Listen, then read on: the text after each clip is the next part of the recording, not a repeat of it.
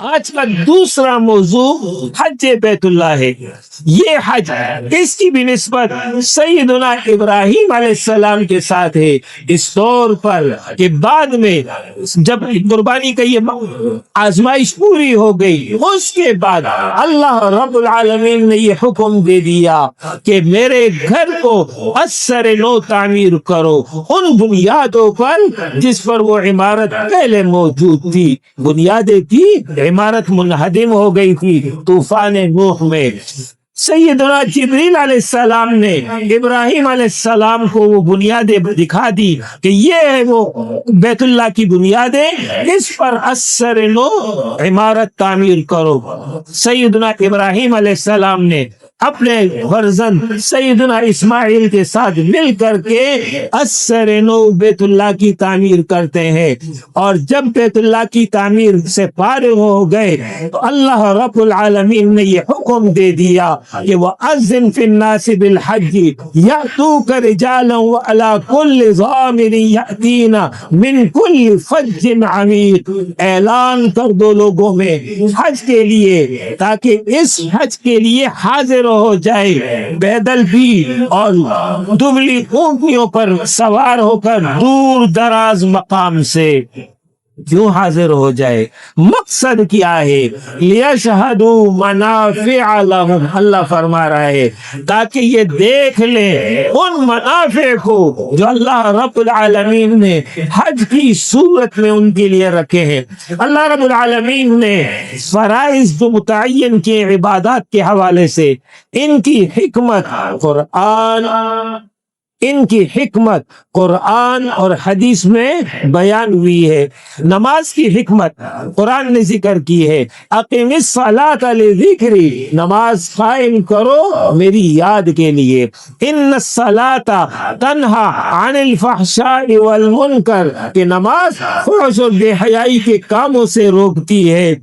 جس کا ذکر کیا وَاسْتَعِينُوا بِالصَّبْرِ وَالصَّلَاةِ، اللہ سے مدد طلب کرو صبر کے ذریعے اور نماز کے ذریعے۔ یہ وہ فوائد ہیں نماز کے جس کو قرآن نے ذکر کیا۔ زکوٰۃ کی کا فائدہ نبی اکرم صلی اللہ علیہ وسلم نے بیان کیا کہ زکوٰۃ یہ میل ہے، جب تم یہ دور کر دو گے، یہ فقراء کو دے دو گے تو تمہارا بقیہ مال پاک ہو جائے گا۔ روزے کا مقصد لعلکم تتقون، یعنی تم میں اس کے ذریعے تقوی پیدا ہوگا۔ اس طرح مخصوص متعین فوائد بیان ہوئے ہیں، لیکن جب بات حج کی آئی تو حج کے حوالے سے قرآن نے اس کے متعین فوائد نہیں بیان کیے، بلکہ فرمایا لِيَشْهَدُوا مَنَافِعَ لَهُمْ، ان منافع کو جو اللہ رب العالمین نے حج میں ان اہل ایمان کے لیے رکھے ہیں ان کو خود دیکھ لیں، ان کو جو ہے اس کا مشاہدہ کر لیں۔ مطلب یہ ہے کہ حج کے فوائد کثیر بھی ہیں، اور حج کے فوائد ہر مومن کے اپنے اپنے عمل اور اخلاص کے اعتبار سے اس میں جو ہے بڑھوتری ہوگی۔ لہذا جس قدر اخلاص ہوگا، جس قدر تعلق باللہ ہوگا، اس کے نتیجے میں ان فوائد کو وہ حاصل کر لے گا۔ حج در حقیقت اللہ کے سامنے فنائیت کا اظہار ہے۔ بندے مؤمن اپنے گھر سے چلتا ہے، دو کپڑوں میں ملبوس ہے، اس طرح کے کپڑے کہ جس میں سلائی بھی نہیں ہے، گویا کہ کفن نما لباس ہے، اس نے زیب تن کر لیا، دنیا کی تمام لذات کو اس نے ترک کر دیا، دیوانہ وار چلے جا رہا ہے اس پیغام پر عمل کرنے کے لیے جو سیدنا ابراہیم علیہ السلام کا پیغام تھا کہ لوگوں اللہ کے گھر کے طواف کے لیے اور حج کے لیے حاضر ہو جاؤ۔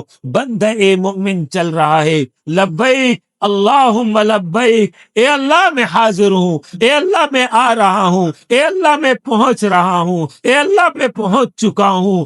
اس آرزو کے ساتھ اور اس پیغام کے ساتھ اور اس آواز کے ساتھ وہ مکہ پہنچتا ہے۔ خواہش ہے، تمنا ہے چاہتا یہ ہے اپنے رب کو پالوں، اپنے رب سے مناجات کروں، اپنی دل کی بات اس سے عرض کر دوں، لیکن ظاہر ہے کہ دنیا میں تو یہ ممکن نہیں ہے کہ ایک انسان اپنے رب سے ہم کلام ہو جائے۔ طریقہ بتا دیا، بیت اللہ کا طواف کرو، گویا کہ تم اللہ رب العالمین کے قریب ہو چکے ہو۔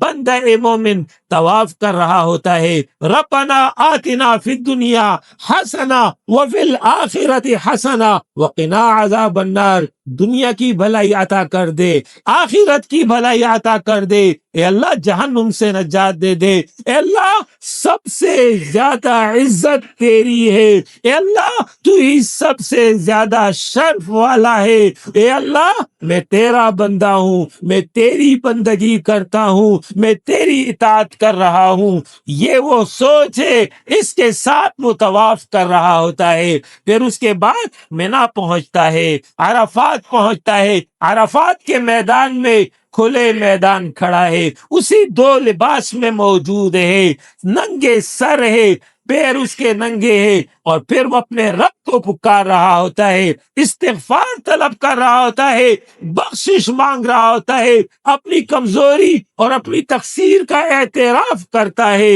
مزدلفہ پہنچتا ہے، مزدلفہ بھی یہی کیفیت ہوتی ہے۔ پھر شیطان کو گنگری علامتی طور پہ وہ مارتا ہے، یہ اظہار کرتا ہے یہ تیرا دشمن ہے تو میرا بھی دشمن ہے۔ اس کے بعد قربانی کرتا ہے، پھر اس کے بعد طواف زیارت کر رہا ہوتا ہے، اور پھر آخر میں طواف وداع کر کے رخصت ہو جاتا ہے۔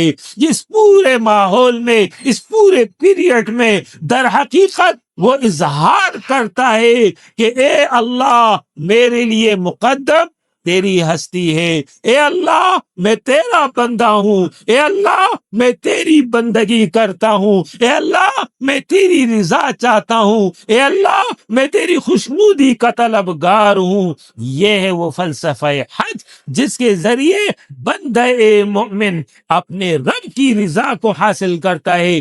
رسول اللہ صلی اللہ علیہ وسلم نے فرمایا کہ وہ شخص جو اس طرح کا حج کر لے کہ جس میں وہ کوئی شہوانی عمل نہ کرے، کوئی گناہ کا کام نہ کرے، وہ جھگڑا نہ کسی سے نہ کرے، فرمایا وہ اس طرح لوٹتا ہے حج کی ادائیگی کے بعد اپنے گھر کی طرف گویا کہ وہ آج پیدا ہوا ہے، یعنی وہ بالکل پاک اور صاف ہو جاتا ہے، گناہوں سے دور ہو جاتا ہے۔